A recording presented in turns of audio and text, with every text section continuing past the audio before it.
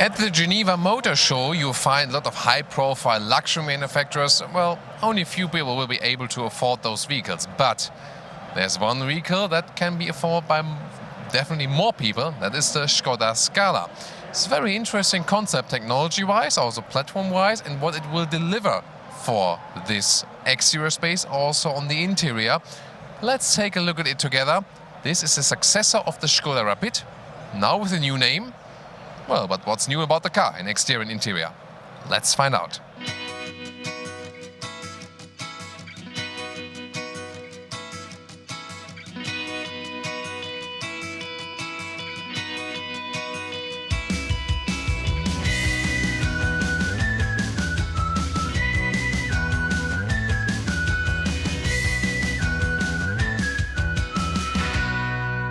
The Rapid was using an outdated platform. Here now the new Skoda Scala is using the MQB A0 platform that's also being used by the new Volkswagen Polo, for example, and also by the small SUVs. The Skoda Kamiq is basically a Scala SUV platform-wise. We also have a video of that one.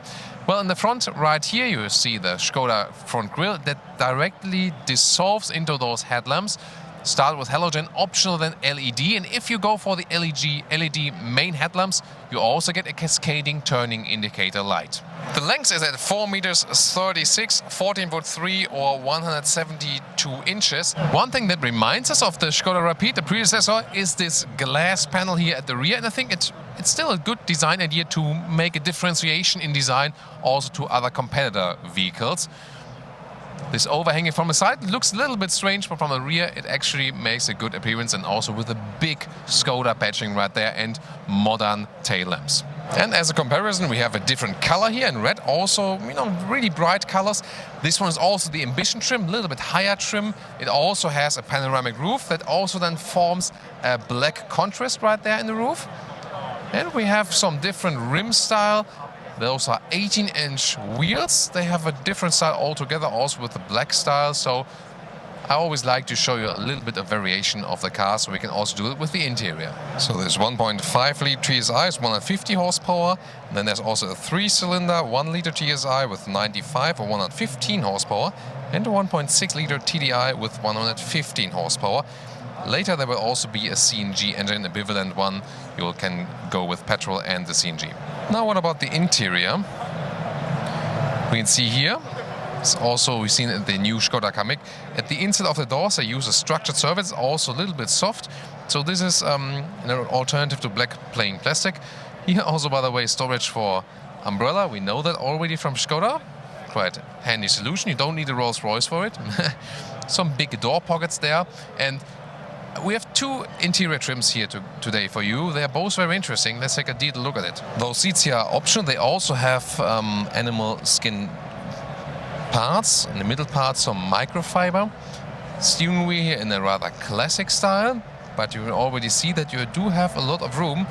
Well, it is a small car platform, but will it be also offering compact size room? Well, in the interior, this feels indeed quite spacious. Those were also the electric seats. I put in the lowest position.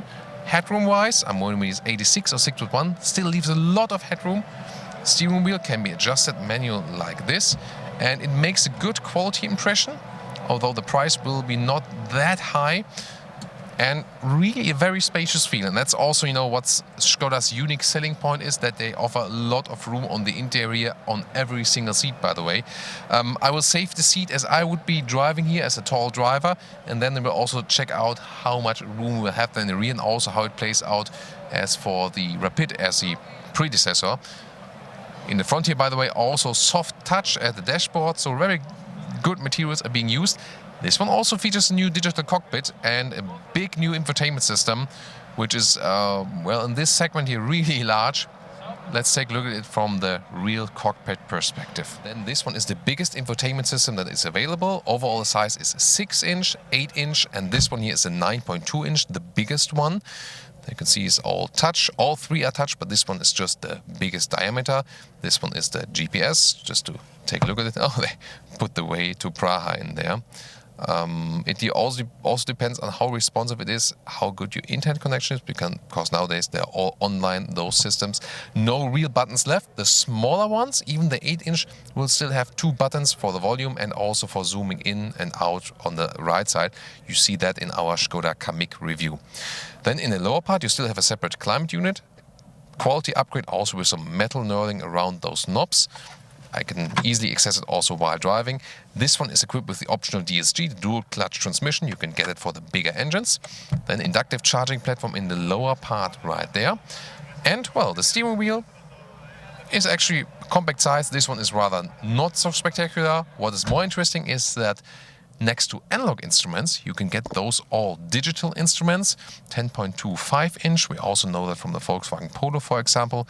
They can also change some views that you have just, a simplistic view, maybe more a classical view, or then also the GPS right there in your line of sight or whatever you want to have displayed right there. And it also works that the GPS is displayed in the middle part here and also at the big screen.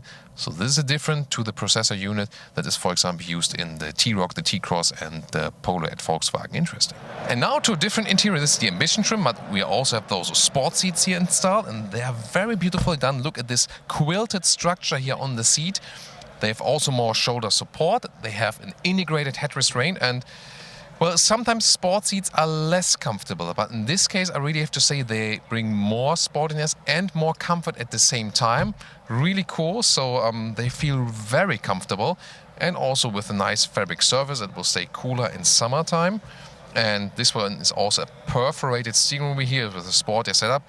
Really cool. So indeed, the thing that astonishes me most is that this is a premium car, and probably not sold as for prices which you normally pay for premium cars. So really cool, and it's so spacious here.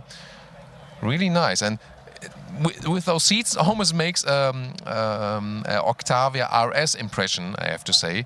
So I really love those seats here. One of the more beautiful ones definitely I've seen here with the integrated head restraints. But again, a lot of sport seats are looking good, but less in comfort. Those ones here offer more comfort also for tall people. Really cool.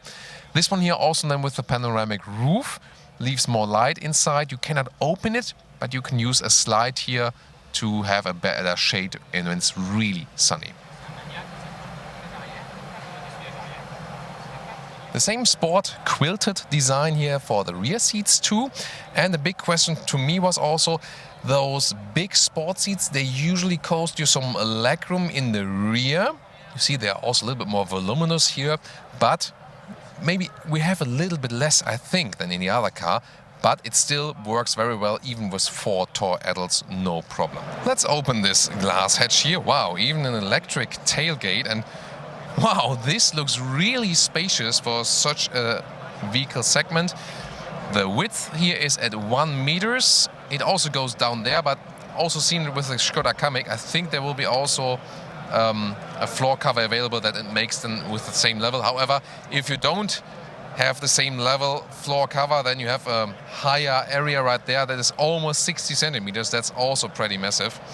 And in the length right there, this is almost 90 centimeters in length. Well, to flip the seats, the easiest way is then to go around.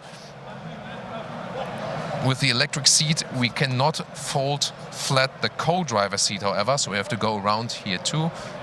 Blocked at the moment. Well, I can also reach over here, but it's a little bit complicated. At least when when the cover here is not mounted, that's then easier to reach over. But then you can see up to the front seats, we have some more space. This is also as tall adults would be traveling, but then you can still have a trunk length of about 160 in meters. Well, and if you have the manual seat set up, it should also be available to flip it all like in the Kamiq. Well, not exactly sure. Well, I see a manual seat set up here at the moment at the co-driver seat. But there's this ring to control the co-driver seat. And now the conclusion. Yes, we all know electrification is coming. It's also coming to Skoda, maybe a little bit later than with the other Volkswagen Corporation brands.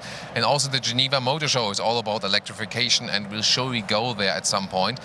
but for a customer that at the moment do not have a charging infrastructure available, the Skoda Scala and also the SUV brother, the Skoda Kamiq, offer a very good price-performance ratio and also a good ratio from exterior length to the room you have on the inside. So as for the classic car portfolio, the Scala and together also with the Kamiq are basically my two favorite cars from a Geneva Motor Show because they deliver so much for a normal customer at still a decent price point. And of course, we're looking forward to drive those cars very soon. We'll keep you updated on our channels.